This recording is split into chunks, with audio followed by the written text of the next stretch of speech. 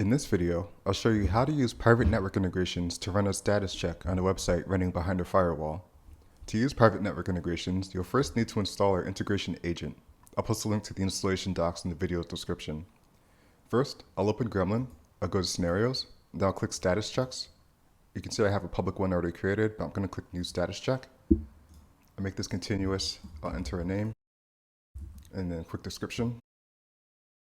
Then, under endpoint URL, I'll click this checkbox that says private network endpoint, and then I'll paste the URL for my internal endpoint that I want to check. I'll click test request, and what this will do is this will send this request to my internal integration agent running on my private network, and that agent will perform the status check itself. So I can see the status response is 200. It came back fairly quickly. I can see the response body here.